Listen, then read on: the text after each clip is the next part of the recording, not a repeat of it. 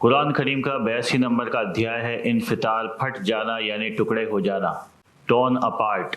Colour coding के जरिए हर एक अक्षर को अलग रंग दिया गया है ताकि उसके मानी समझने में आसानी हो, उसका अर्थ समझने में सहायता मिले। आइए इसको शुरू करते हैं। बिस्मिल्लाहिर्रहमानिर्रहीम। परम ईश्वर नाम से जो असीम दयावान महादयालु है। In the name of God the merciful the compassionate. इज़ समाउन फतरत, जब आकाश फट जाएगा। When the sky will be torn apart. इसके पहले का अध्याय था 81 नंबर का जो कि तकवीर, और 82 नंबर का अध्याय है इन्फितार, और इसके बाद 84 नंबर का अध्याय आएगा वो है इंशिकाक। तो इन तीनों अध्याय में न्याय के दिन जजमेंट डे में क्या क्या होगा, पृथ्वी लोक समाप्त हो जाएगा यानी कि बिल्कुल ख़त्म हो जाएगा, तो कैसी तबाही होगी, तो वो उसका जो है वर्णन किया गया है, उसका मंजर बताया गया है। वो इज़ल कवाकिबुन तसरत, और जब ग्रह बिखर जाएंगे। And when the planets will be scattered. वो इज़ल बिहारु फुज्जिरत, और जब समुद्र जारी हो जाएंगे। And when the tsunami comes in ocean. व इज़ल क़ुबूर बुअसिरत, और जब मृत्यु स्थल से मिट्टी उखाड़ी जाएगी, अर्थात जो भी जहाँ पर मरा होगा वहाँ से उसके शव के जो भी हिस्से हैं उन सबको वहाँ से इकट्ठा किया जाएगा और फिर से उसको एक नया जीवन दिया जाएगा।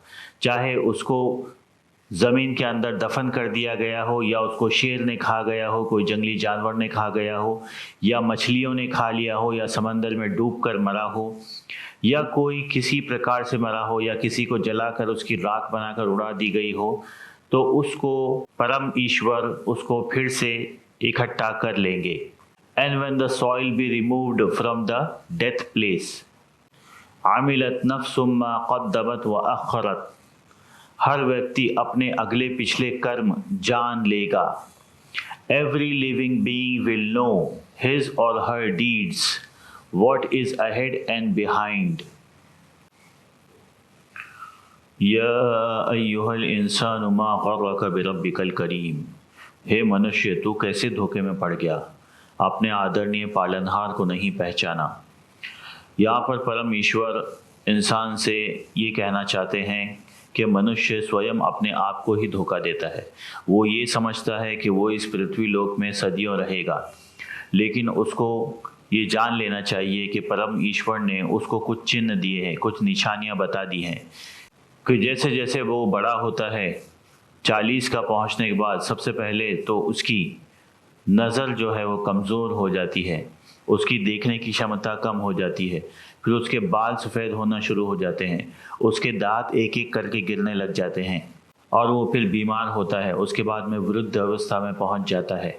तो इसी से उसको अनुमान लगा लेना चाहिए कि उसका अब अंतिम समय आ गया है, और उसको परम ईश्वर की इन निशानियों से अपने आप का सुधार कर लेना चाहिए। तो इसी वजह से यहाँ पर परम ईश्वर कह रहे हैं कि इंसान सिर्फ अपने आप को ही धोखे में डालता है, कि वो अपने पालनहार को नहीं पहचानता है। वो हर चीज़ का अनुमान लगाता है, लेकिन जिसने उसको यहाँ पर भेजा है, उसको किस कार्य से भेजा है, वो यही नहीं पहचान पाता, या वो जानबूझकर पहचानना नहीं चाहता। अल्लज़ी खलक़क फसव्वाक फ़अदलक, जिसने तेरी उचित रचना की फिर तेरा संतुलन बनाए रखा। He who created you in a proper and appropriate manner. फ़ी अय्यि सूरतिम मा शाअ रक्कबक, जैसा वो यानी परम ईश्वर चाहता था तुझे वैसा ही रूप में ढाल दिया। He assembled you in a shape which he wanted. कल्ला बल तुकज़्ज़िबून बिद्दीन, नहीं फिर भी तुम सब न्याय के दिन का इनकार करते हो। No you deny the judgement. व इन्ना अलैकुम लहाफ़िज़ीन, और निसंदेह तुम पर सुरक्षा कर्मी हैं। And indeed there are security guards over you. किरामन कातिबीन, माननीय ऋषि, ऑनरेबल स्क्राइब्स, जो तुम्हारा हर कर्म लिख रहे हैं, अच्छा या बुरा। यालमून मा तफ़अलून, वे जानते हैं कि आप क्या कर रहे हो। They know whatever you do. इन्नल अबरार लफी नईम। निसंदेह न्यायपरायण आनंदित होंगे। Indeed the righteous will be blessed. व इन्नल फुज्जार लफी जहीम। और निसंदेह अपराधी नरक में होंगे। And indeed culprits will be in hello.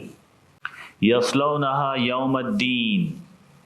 न्याय के दिन उसमें फेंके जाएंगे। They will be thrown in it on the day of judgement. वमा हुम अन्हा बिगाइबीन। और उससे वो बच नहीं सकेंगे।